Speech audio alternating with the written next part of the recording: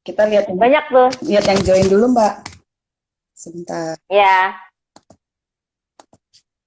ada Mbak Renvi, ada Khair, ada Mbak Vita, apa siapa tadi ya?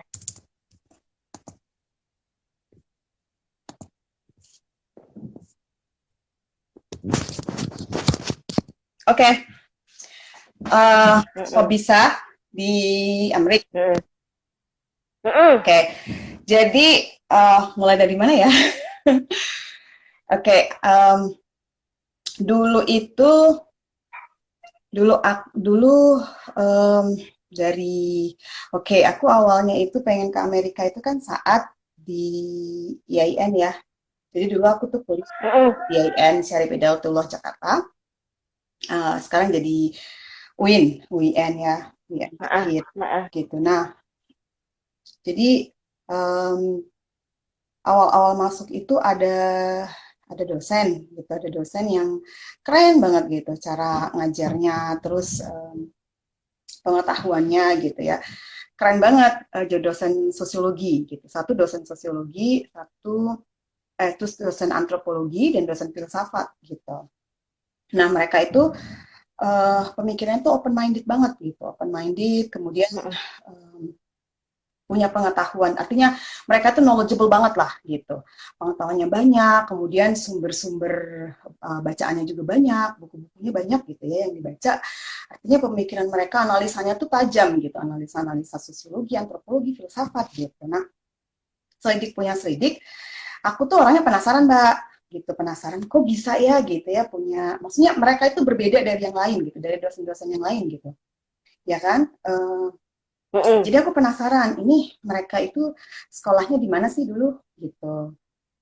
Nah, akhirnya aku cari-cari tahu ternyata mereka tuh lulusan Kanada gitu. Jadi dulu itu Mm. CADOS ya, pembibitan untuk Mm-mm. calon dosen gitu, dan mereka dikirimkan ke Kanada. Ada kerjasama waktu itu dengan universitas di Kanada, McGill University gitu ya.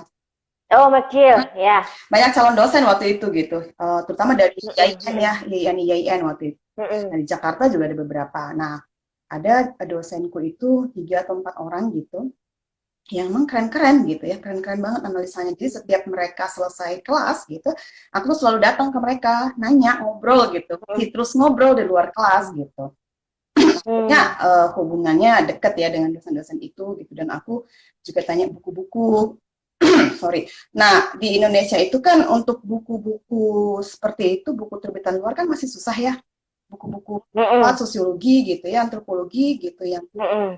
terbitan Mm-mm. sini, terbitan luar itu kan susah sekali di Indonesia dapetinnya gitu. Nah, kita itu cuma punya Kunchoro-Ningrat gitu misalnya, yang kayak gitu, yang Ya, terbatas banget. terbatas Mm-mm. banget pakai bahasa Indonesia, gitu.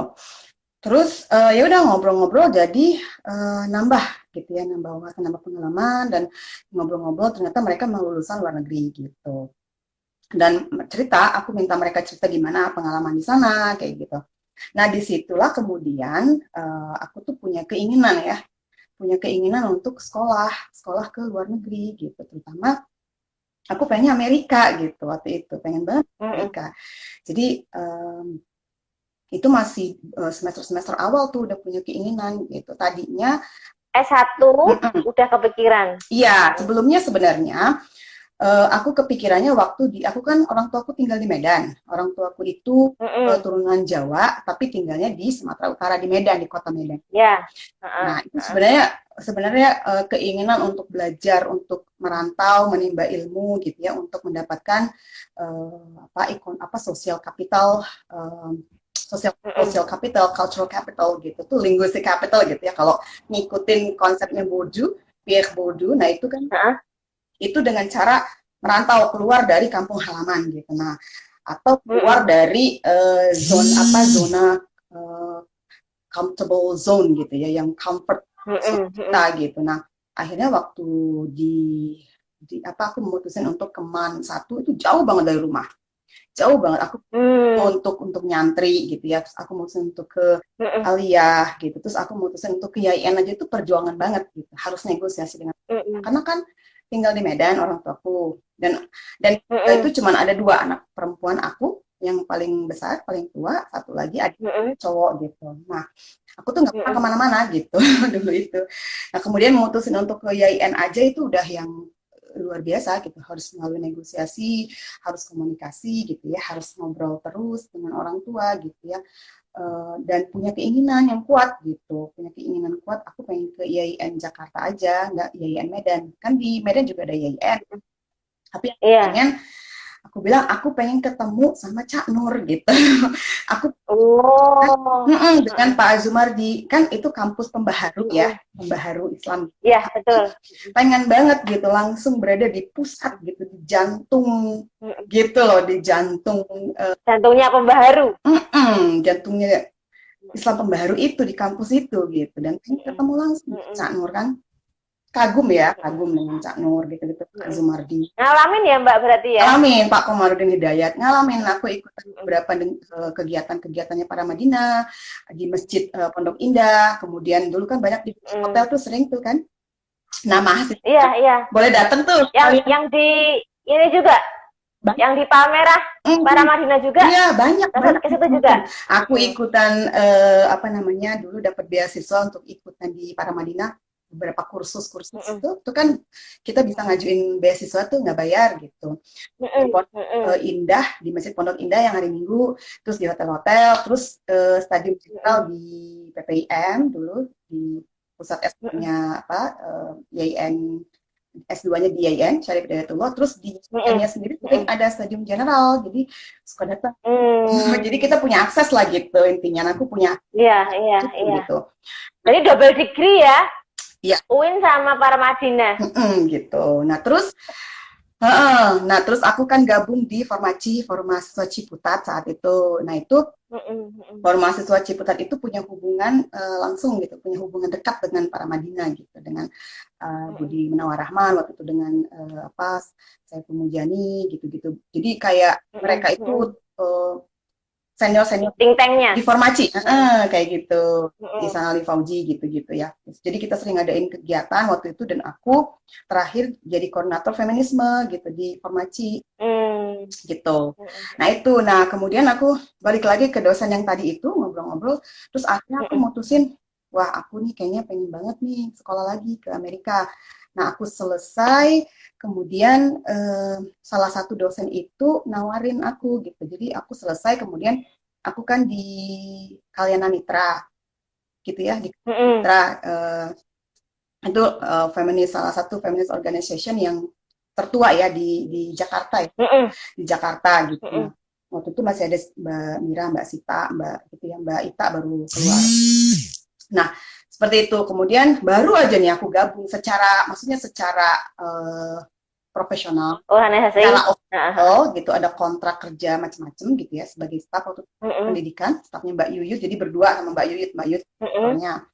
gitu. Nah, baru aja tuh aku baru mulai gitu. Sebelumnya memang staf tidak tetap, dan karena masih kuliah dulu, staf tidak tetap dan relawan. Jadi aku Mm-mm. tuh relawan, ikutan relawan, tim relawan untuk kemanusiaan yang di Kana Mitra, ikut-ikutan diskusinya Kana Mitra, ngundang orang-orang Kana Mitra di forum-forum diskusi kayak para Madinah di Formaci gitu-gitu loh. Masih seperti Mm-mm. dulu gitu. Jadi aku kenal memang jauh dulu, sebelum udah tahun berapa ya, awal-awal di YIN udah kenal lah aktivis-aktivis perempuan gitu, feminis-feminis perempuan udah punya hubungan itu, Mbak Yunianti Uzaifah gitu. Mm-mm. Kan itu juga dari Formaci, Teh Neng Dara juga dari Formaci kan, lulusan YIN kayak gitu. Nah terus aku ditelepon tuh, Ira, kamu daftar katanya gitu, kata salah satu dosen itu gitu. Jadi aku disuruh daftar gitu, ada beasiswa ke McGill gitu katanya kan, itu masih program ada kerjasama waktu itu McGill University dengan kampus gitu ya, UIN. dengan Mm-mm. PPIN-nya gitu, pusat penelitian YIN. Nah Mm-mm. gitu, terus aku baru bingung waktu itu, bahasa Inggrisku belum bagus gitu ya, belum bagus banget, Mm-mm. dan karena aku dulu kan memang belajarnya bahasa Arab bukan bahasa Inggris. Dulu Waktu tuh UIN.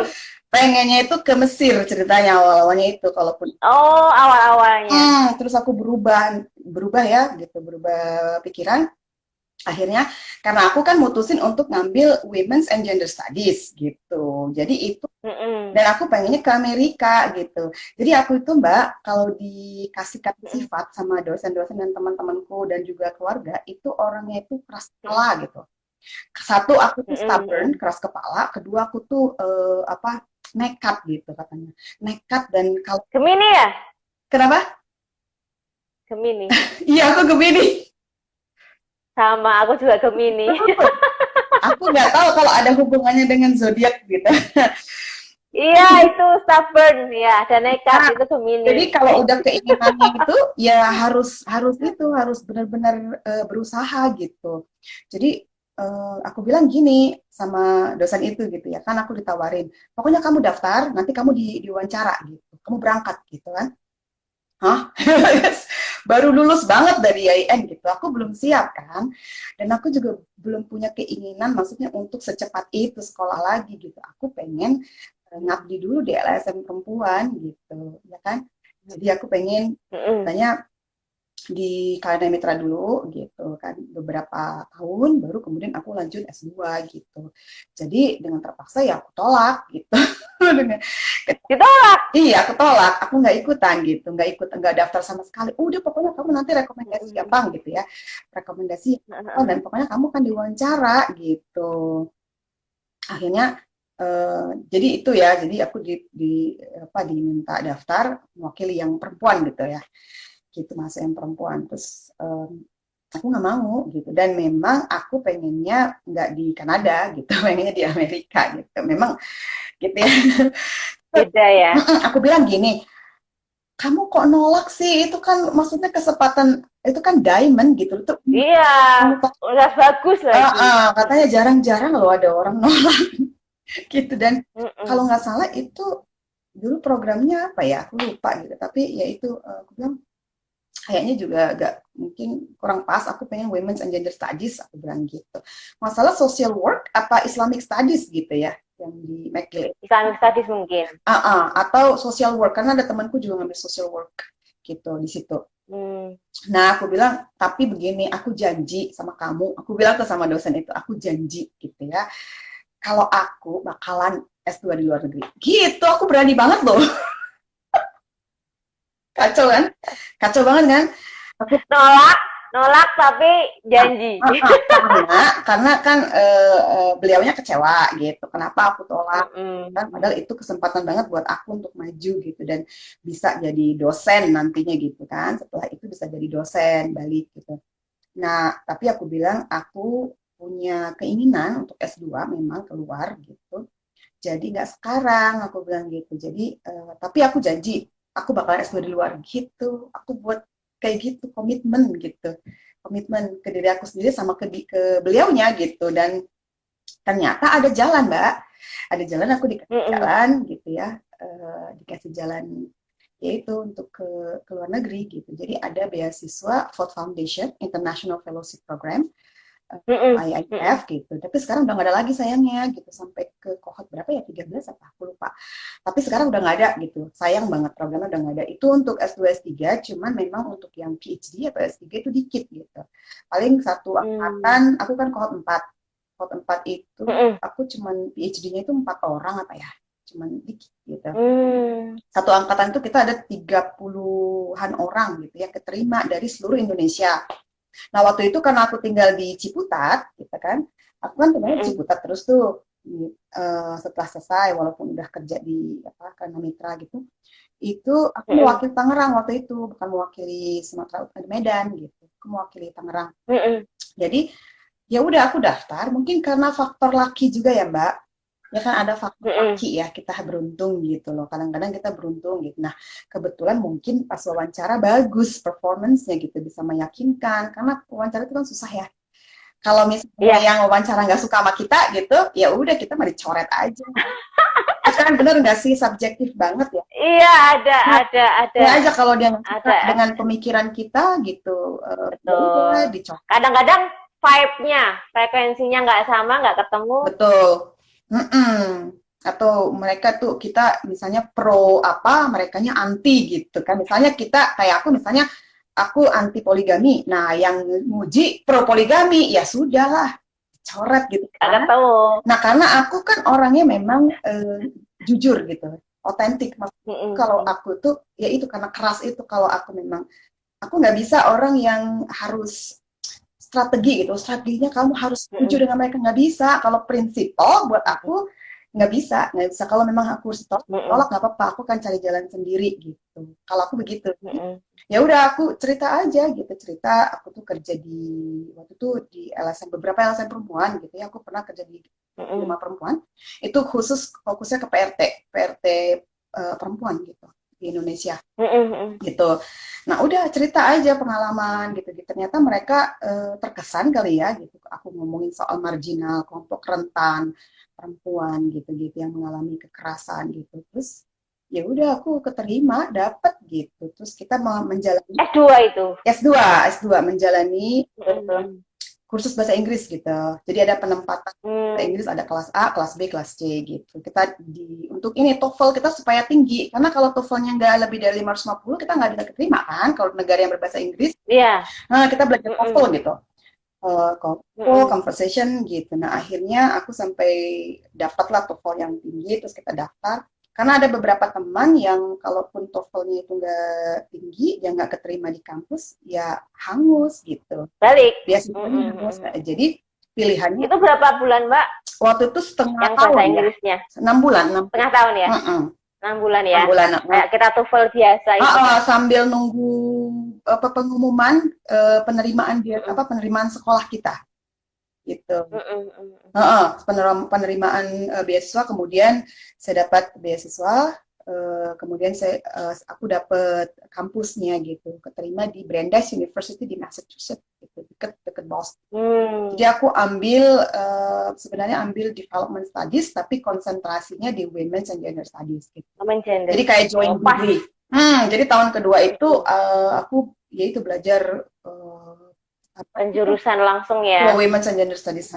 Jadi secara akademik, kalau sebelumnya aku kan aktivis ya, dari sisi aktivis, sekarang Mm-mm. dari segi akademisinya. Jadi aku bisa konsep-konsepnya, teori-teorinya belajar di situ gitu. Dari tahun pertama, Mm-mm. tahun kedua itu. Jadi full tuh 2 tahun, 2 tahun tuh aku ambil kelas semua gitu. Karena kan dibayarin penuh gitu dan kita harus ambil kelas. Ya. Kalau yang nggak dapat beasiswa, biasanya tahun kedua mereka itu internship gitu supaya nggak course Hmm. mahal.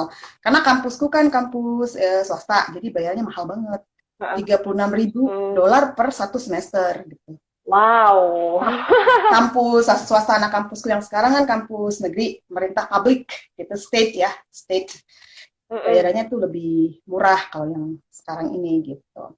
Itu yang pengalamanku tahun 2006 sampai 2008 aku S2 gitu. Mm-mm. Mm-mm. Terus tesisnya tentang apa, Mbak? Tentang colonial legacy. Jadi colonial legacy, legasi warisan kolonial gitu dengan Heeh. kolonialisme, dengan apa namanya feodalisme Jawa gitu, feodalisme jadi peninggalan kolonial Jawa waktu zaman kerajaan-kerajaan gitu, kayak gitu, dengan peninggalan Belanda, warisan Belanda tentang bagaimana orang memperlakukan pekerja rumah tangga gitu. Oh, tetap ya. Dan tes Jadi itu ya tadi di tadi casesnya berarti tetap PRT itu tadi ya. betul, tapi PRT-nya PRT lokal, nasional gitu. Zaman PRT yang bukan PRT luar negeri migran gitu. Tapi kalau yang iya, iya, sekarang iya. PRT-nya PRT migran gitu.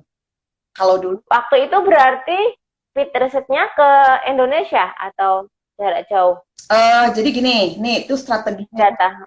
Nah, itu strateginya Nah, gini. heeh.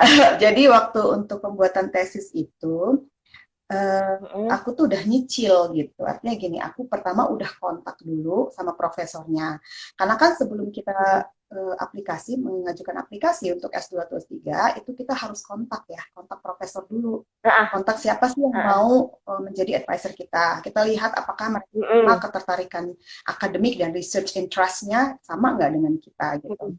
Nah, akhirnya aku dapat Mm-mm. satu Mm-mm. feminis gitu loh, feminis di Brandeis Mm-mm. University. Dia akademisi, dia juga Mm-mm. aktivis gitu. Gitu. Ini Mm. Kelly Reddy gitu, Profesor Kelly Reddy atau Kelly Reddy Mm-mm. PhD gitu. Nah, kemudian aku bilang kalau aku mau penelitian soal ini gitu. Dan dia setuju gitu. Akhirnya boleh nggak aku penelitian duluan? Jadi aku penelitian duluan, Mbak, sebelum berangkat.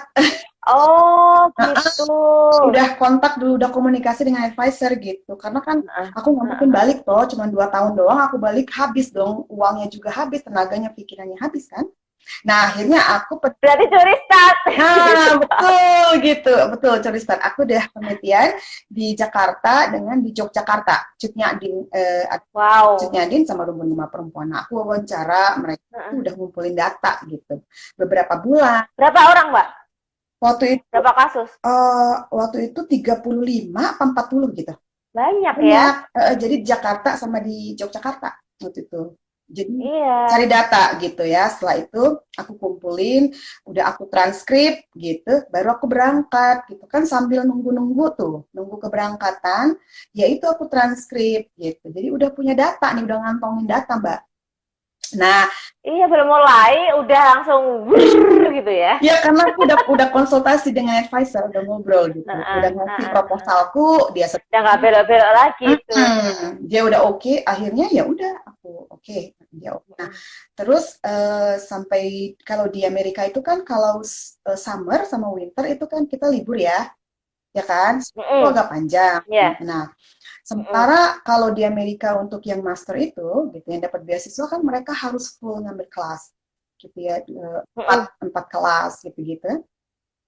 Nah, terus ya penuh lah 4 kelas, terus 4 kredit, 16 kredit berarti kan banyak banget. Nah, gimana cara kita ngerjain tesis kan nggak bisa tuh. Sementara kita harus Iya. baca. Tugas-tugasnya itu kalau di Amerika kan Heeh. banyak banget tuh ya. Buat Heeh. essay, buat paper, buat presentasi. Summary. Heeh. Banyak banget kan. Response paper, segala macam reaction papers gitu. Heeh. Heeh. Terus, nah aku gunain summer sama winter itu. Kalau winter kan cuma sebulan tuh liburnya. Kalau summer Heeh. agak lumayan panjang tuh, 2,5 sampai 3 bulan ya. Heeh. 2,5 bulan waktu Heeh. itu liburnya. Nah, aku gunain itu, aku ke Ohio University gitu. Waktu itu Heeh. Farid itu di sana, kuliah di Heeh. sana, gitu. Dapat beasiswa juga kan, Ford Foundation. Kita beda kohort. Heeh. Farid itu, Farid Mutakin, nah itu dia kohort 4. Kohort 3, kohort Heeh. 4 gitu.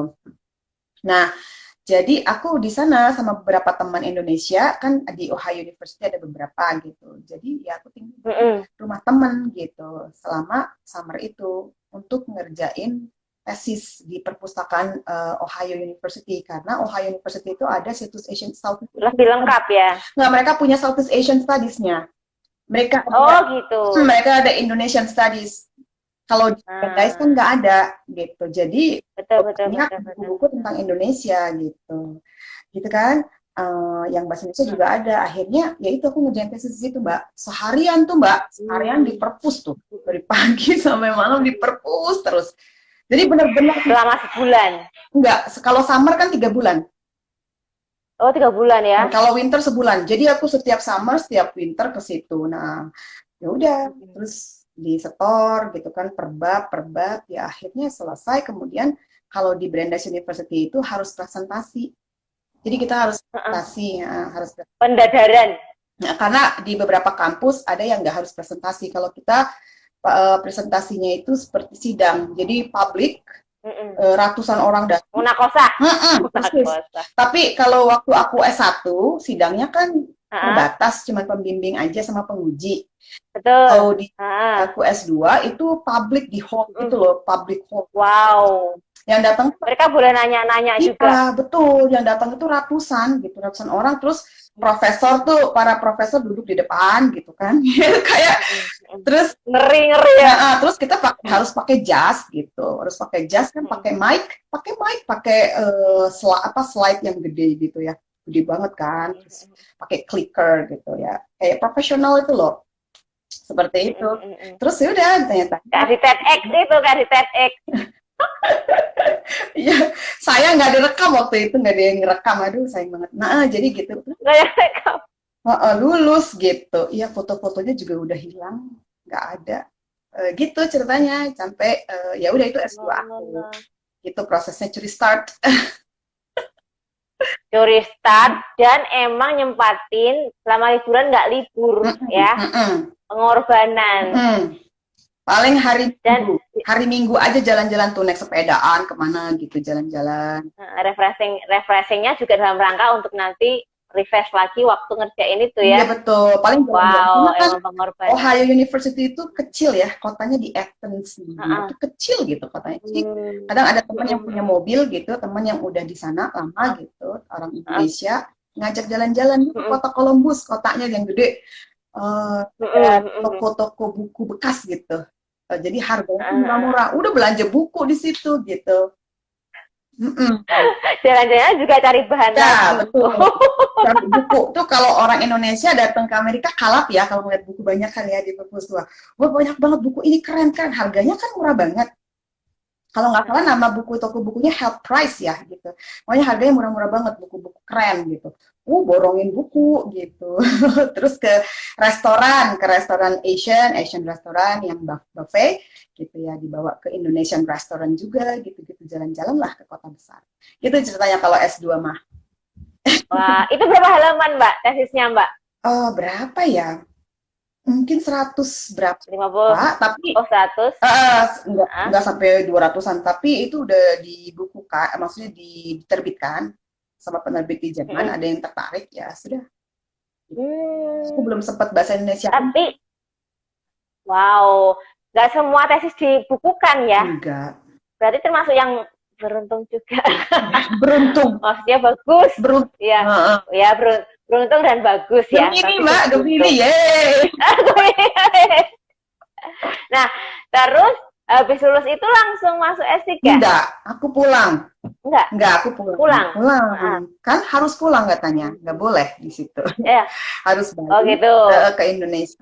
Setelah balik ke Indonesia, terus aku balik lagi ke organisasi lama gitu, ke Rumpun Kemampuan LSM. Tapi saat itu lagi seret gitu Mbak, lagi nggak ada funding. Akhirnya aku beberapa bulan di situ gitu ya. Tapi kan kita butuh survive ya. Kita survive banget gitu, butuh survive, gimana kita hidup sendiri tinggal di Jakarta gitu. Aku bahkan sampai tinggal di LSM-nya Mbak, karena nggak ada yang nempatin, satu orang, nah tinggal di situ sama dia gitu, sama temen perempuan itu. Akhirnya sambil ngerjain. Berapa tahun berarti? Enggak sampai bertahun-tahun, cuman berapa bulan gitu, mungkin sekitar 4-6 bulan gitu ya. Akhirnya nerjemahin buku-buku aja gitu. Ada project-project dari Elsam, nerjemahin buku bahasa Inggris ke bahasa Indonesia. Tapi ya itu kan nggak bisa dapat uang langsung gitu ya. Karena kan kita kalau hidup itu harus ada basis materialnya. Nah, sementara kita gimana mau ya paling gunain tabungan-tabungan sisa gitu, sisa-sisa beasiswa itu kan. Dan aku kan juga agak cheating Mbak.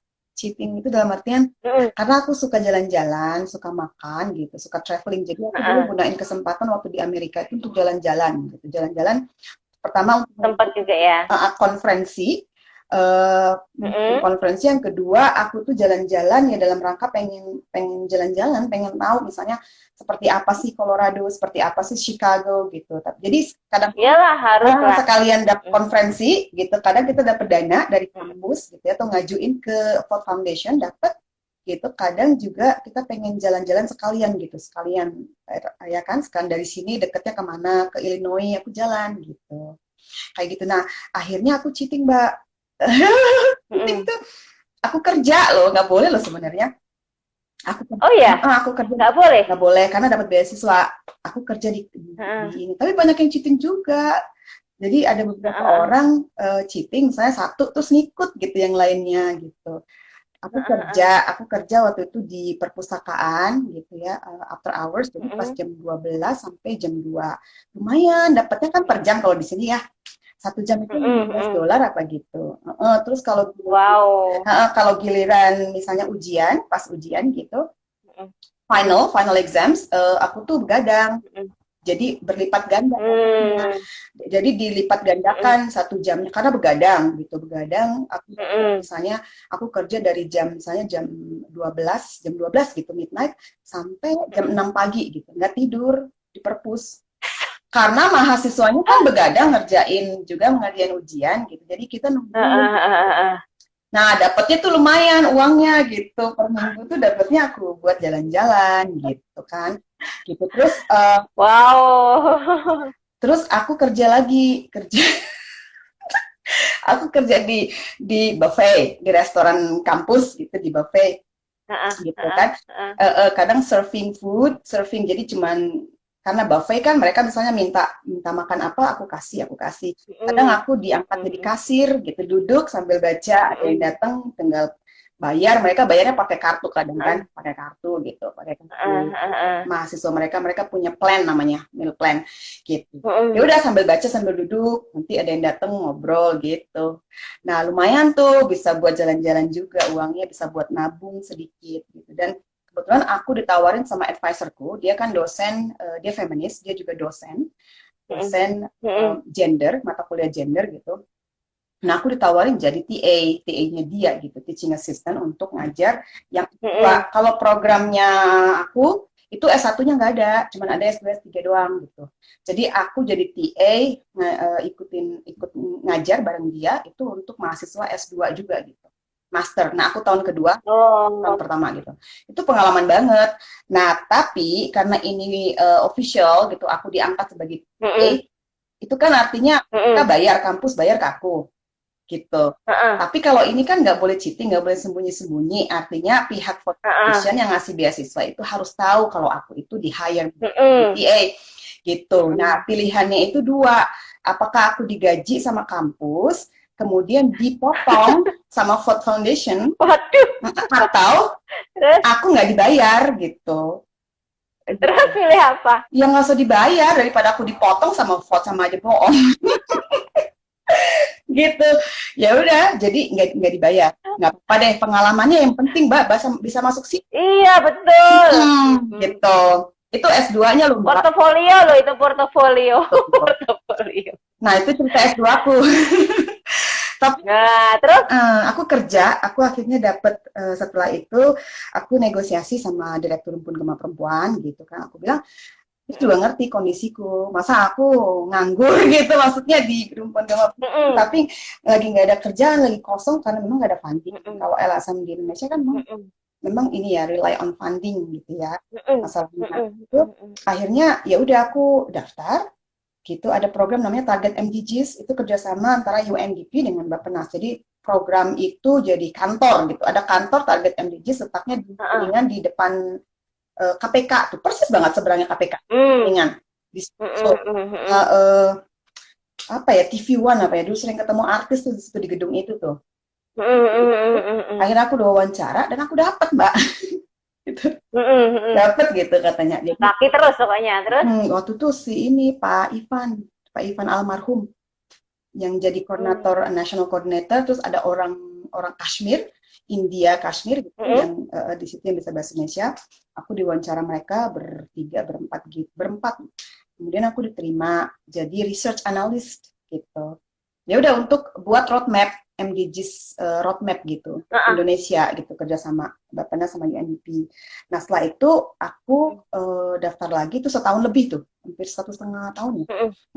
Aku ke Komnas Perempuan gitu. Jadi pemimpin redaksi. Jadi ngurusin redaksi, tapi itu sebentar doang. Itu cuman setahun lebih dikit gitu. Karena nggak terusin, karena waktu itu kan aku nikah, terus aku hamilku tuh bermasalah gitu, Mbak. Jadi selama 9 bulan itu aku harus bed rest.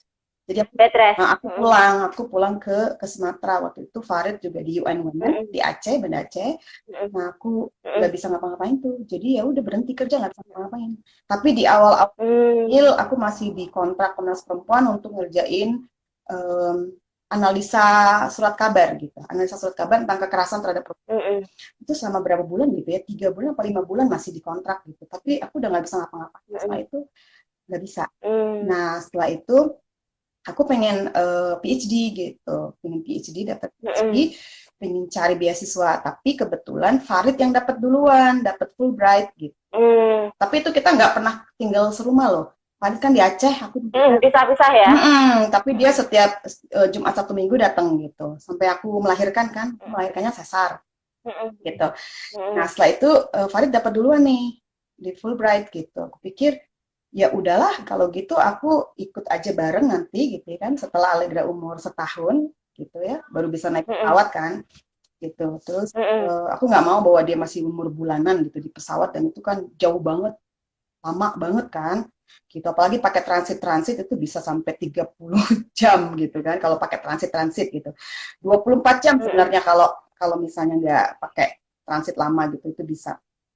Nah, akhirnya ya udah Farid nerima dapat di sini di State University of New York gitu kan, berangkat duluan, kemudian kita dijemput gitu sama Farid semester berikutnya bareng berangkat di sini gitu.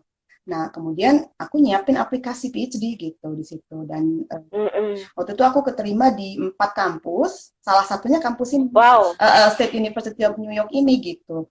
Nah, itu berjuang banget Mbak buat dapetin funding, karena kan kalau nggak pakai funding kan nggak bisa, mahal banget. Jadi kalau di sini fundingnya itu melalui teaching, jadi teaching assistant. Jadi kita jadi ngajar gitu loh. Sebenarnya kesempatan bagus banget untuk ngajar ya, tapi masalahnya memang ada di pembagian waktu. Karena kalau kita belajar, kita ngambil kelas gitu, kelas teori, ini kan harus kelas teori nih kalau di Amerika untuk PhD. Kelas konsep dan teori itu kan berat gitu. Sementara kita harus ngajar gitu. Itu yang berat banget, Mbak. Bagi waktunya ya, pikirannya Alhamdulillah sampai sekarang tuh ya IPK aku tuh 3,9 berapa ya, 3 gitu. Wah. Kayak aku sampai wow, udah hampir udah 3,9 kumlaut dong. Iya, 3,9 berapa gitu. Ya begitu. Waktu itu S2-nya kumlaut juga, Mbak? Iya, aku kumlaut terus. Dari S1, S2, tapi yang paling tinggi ya sekarang ini sampai 3,9-an, 93 apa 94 gitu. Jadi yang dapat Fulbright itu Mas Farid. Iya. Terus kalau Mbak Iranya funding dari kampus. Oh, karena ikut jadi teaching assistant itu ya? Jadi caranya begitu. Mereka kayak ngasih funding tapi melalui kita harus ngajar gitu. Jadi kayak di CRCS itu kan gitu, CRCS UGM itu gitu. Jadi bisa dapat beasiswa, tapi dia harus ngasisteni gitu. Apa di risetnya, apa-apa pokoknya dikaryakan gitu loh. Jadi itu macam itu ya. Ini iya, kita ngajar beneran, ada kelas, ngajar 2 kelas. Jadi aku punya pengalaman memang mengajar 2 kelas, ngajar mahasiswanya langsung. Jadi satu kelas itu aku kebagian 30 orang gitu, 25 atau 30. Ngajar S2 berarti? Ngajar S2? Nah, ngajar S1 kalau di sini. Oh, ngajar S1. Ngajaran S1 gitu, ngajar S1. Sekarang juga aku dapat ya ngajar lah semester ini gitu. Kalau Farid kan ya dapat Fulbright 3 tahun gitu. Tapi ya itu ya. Oh, 3 tahun ya? Kalau Fulbright ya 3 tahun, hanya 3 tahun aja. Gitu. Programnya padahal 4 tahun. Enggak, kalau antropologi itu bisa 10 tahun loh. Terus kurangnya piye? Mahasiswa antropologi itu nggak ada yang selesai dalam waktu 4 tahun, nggak ada. Karena ngambil kelas aja nih, kayak Fulbright ngambil kelas tuh 3 tahun, habis selesai 3 tahun itu ngambil kelas doang, kelas teori. Jadi Farid itu ngambil kelas tuh ya 3 tahun penuh, aku 2,5 tahun ngambil kelas. Di sini harus, kalau di Amerika harus Mbak, beda sama di Eropa. Kalau di Eropa, mereka itu cukup ngambil 1 kelas, setelah itu mereka nyelesain disertasi, proposal. Gitu. Betul. Nah, di Australia juga seperti itu, gitu. Australia, gitu. Tapi di Amerika itu harus kuat secara teori. Jadi dia harus kuat secara teori, dia harus kuat secara metodologi research di antropologi. Kalau di antropologi itu harus penelitian ke lapangan minimal 1 tahun. Itu antropologi. Wow. Beda sama sosiologi. Sosiologi, kelas literature comparative literature, history itu nggak harus penelitian. Tapi kalau antropologi itu memang harus, namanya ethnographic research. Kalau Mbak Ira ambilnya apa? Apa tuh? Ngambil apa? S3-nya? Antropologi, sociocultural. Sama Farid? Sama. Oh. Dan di feminist studies konsentrasinya di gender and anthropology. Sama cuman beda. Berarti Mas Farid dapat Fulbright-nya kan 3 tahun. Nanti berarti kurangannya dia cari sendiri dong. Iya, begitu kan? Nggak fair ya? Ya kan? Ya nggak apa-apa sih, udah dibantu juga. Ya, tapi Farid ngajuin juga dia ke kampus untuk jadi TA, jadi dapat kesempatan mengajar selama 3 kali, udah dapat 3 kali dia mengajar. Jadi begitu kehidupan mahasiswa Mbak. Sementara uang sekolah itu harus bayar terus tiap semester berdua sampai selesai lulus gitu. Kalau kita dapat funding, kayak aku dapat funding sekarang ngajar, itu biaya kita itu dibayarin gitu, dibayarin dan kita membayar cuma sedikit gitu, cuma berapa ratus dolar. Tapi kalau misalnya nggak dibayarin, itu berat banget karena kita harus bayar $2.200 satu orang per semester loh, satu semester, berat kan? Itu kalau nggak ada funding tuh jadi memang hidup kita ini tergantung sama funding sama grant. Itu mahasiswa di Amerika begitu survive. Makanya kenapa keluarga-keluarganya itu bisa kerja ya, kan sambil kerja yang lain gitu ya. Kayak gitu. Kalau aku kebetulan aku pernah ikut kerja jadi GA, Grad Assistant. Apa itu? Graduate Assistant, aku pernah kerja itu. Jadi itu kerjanya itu di Multicultural Resource Center gitu, sama di Division of Diversity, Diversity and Inclusion gitu di kampus gitu. Oh, punya kampus juga ya, berarti ya badan risetnya kampus ya. Ya, tapi untuk yang diversity, bagian diversity kayak ada mereka punya diversity multicultural gitu ya, ada multicultural misalnya beda agama gitu, misalnya ada ya itu nyediain fasilitas buat muslim, ada musola kayak gitu-gitu loh, ada ruangan untuk belajar bersama, untuk yoga, terus ada Black Matters gitu ya, kayak gitu-gitu, terus ada LGBT-nya gitu. Jadi aku ikut program-program yang gitu sebagai salah satu itu grad assistant namanya. Itu sih, itu pengalaman banget lah gitu, pengalaman dan pengalaman dan dapat uang gitu. Kalau yang ini Mbak disertasinya ambil apa? Tentang apa? Jadi aku tuh meneliti tentang peran money gitu ya, money dan gift yang dikirimkan oleh PRT migran ke keluarganya gitu. Itu ada pengaruhnya itu terhadap identitas PRT sebagai pertama mother. Jadi aku ngangkat motherhood-nya, kemudian shift of family, transnational family ini kan disebut kayak postmodern family. Jadi mereka membalikkan gitu ya struktur gitu, bentuk-bentuk keluarga yang tidak konvensional, jadinya tidak konvensional kan, gitu kan, tidak. Yang jadi itu sinetron itu Dunia Terbalik itu. Karena mereka dipisahkan oleh dua negara. Nah, anaknya itu ada di kampung gitu kan, kalau mereka punya sama ayahnya, kampung, keluarga besarnya, sementara ibunya itu tinggal di rumah majikannya gitu. Jadi hidup di dua keluarga, tapi tetap disebut family gitu. Nah, itu yang aku pengen teliti gitu. Insya Allah penelitianku nanti di Lombok Barat, di Indramayu dan Cirebon. Jadi monggo kalau pulang berarti. Iya dong, tahun depan Juni. Kan sebenarnya kemarin Juni kemarin nih, Juni lalu gitu ya. Juni. Ada pandemi. Akhirnya kan di cancel. Mundur. Penerbangannya gitu. Akhirnya bingung, nggak bisa pulang sementara funding udah habis kan, udah selesai karena kita ujian. Aku kan sama Farid udah PhD candidate.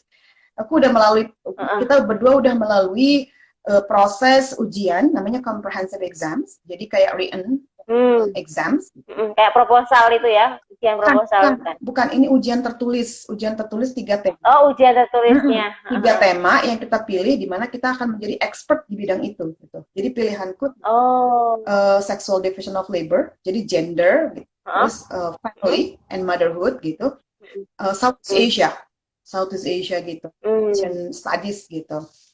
Nah, kayak gitu pilihannya itu ada 3. Nah, kita tuh harus expert di bidang itu. Jadi pertanyaannya sekitar konsep-konsep gitu. Nah, ada 300 sumber tuh, buku, artikel, jurnal gitu yang harus kita baca.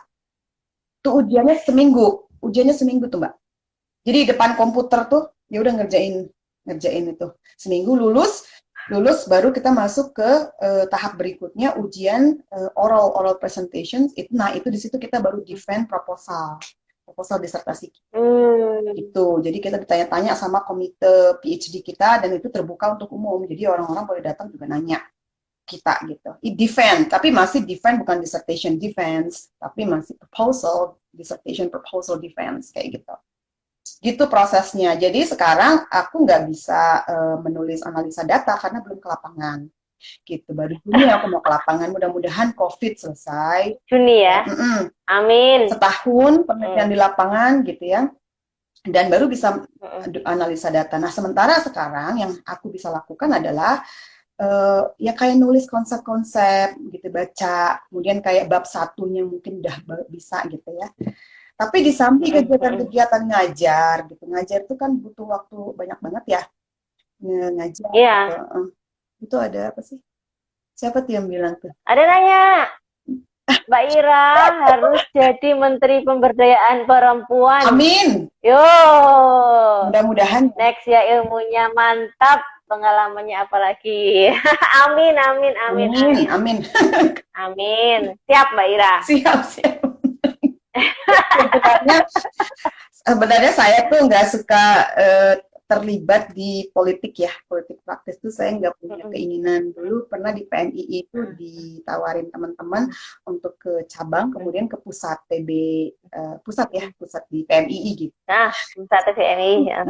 Ngundurin diri gitu. Jadi sejak aku tuh kan ketua komisariat Fakultas Dakwah di IAIN, ketua Konfakda perempuan tuh, pertama kalinya perempuan satu-satunya yang perempuan gitu. Jadi memang aku suka mimpin gitu. Ya, artinya aku belajar leadership, manajerial, mengorganisir dari dulu ya. Komunikasi, networking gitu ya. Terus konsep-konsep, dan aku kan detail orangnya. Kalau aku punya ide, punya konsep tuh aku terjemahkan sampai ke detail banget tuh. Aku tuh orangnya detail banget, Mbak. Jadi kalau misalnya, dan aku bisa mengorganisir gitu. Dari dulu tuh belajar mengorganisir orang, aku bisa mengorganisir massa untuk demonstrasi tahun 98. Waktu Soeharto di kampus aku organisir dulu, itu jadi korlapnya gitu.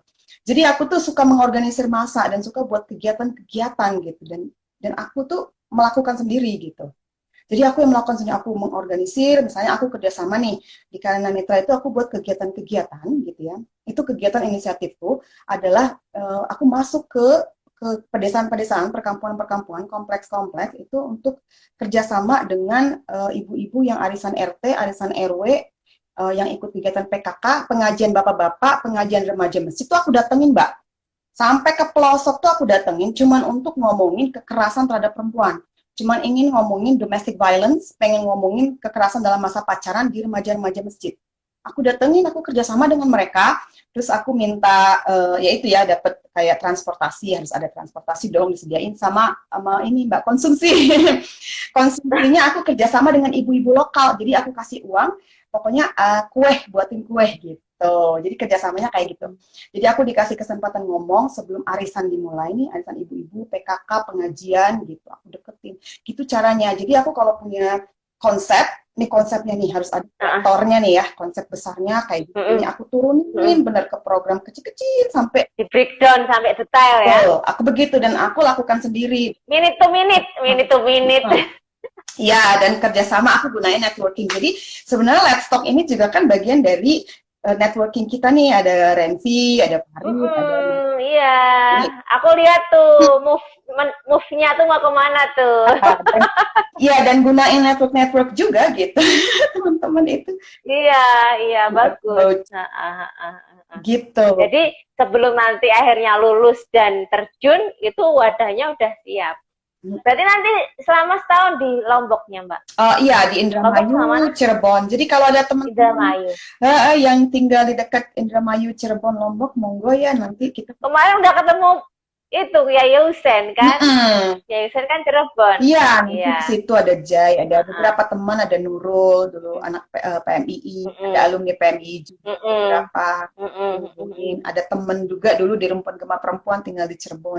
Cirebon ada sih, Indramayu ada, Lombok ada juga, insya Allah ada lah, bisa.